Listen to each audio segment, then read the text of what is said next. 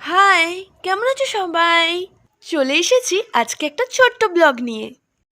আবারও বেরিয়ে পড়েছি আজকে সন্ধ্যের দিকে একটু ঘুরু করতে। আজকে বালিগঞ্জ থেকে পায়ে হেঁটে মূল লোকেশনে পৌঁছাবো।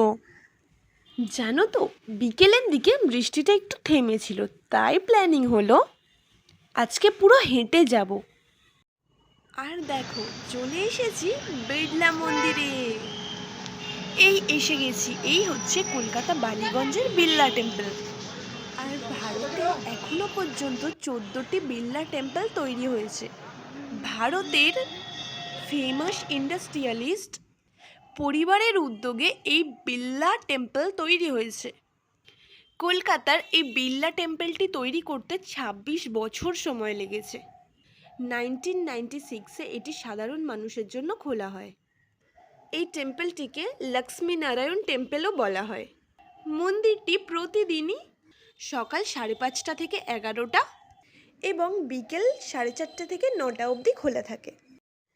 মন্দিরের চারপাশটা একটু ভালো করে ঘুরলাম, আর এই মন্দিরে এসে যেন একটা আলাদাই শান্তি পাচ্ছিলাম। যেহেতু ভিতরে ক্যামেরা অ্যালাউড নয়, তাই অতটা ভালো করে ক্লিপস নিতে পারিনি। চেষ্টা করেছি লুকিয়ে লুকিয়ে কিছু ক্লিপস নেওয়ার।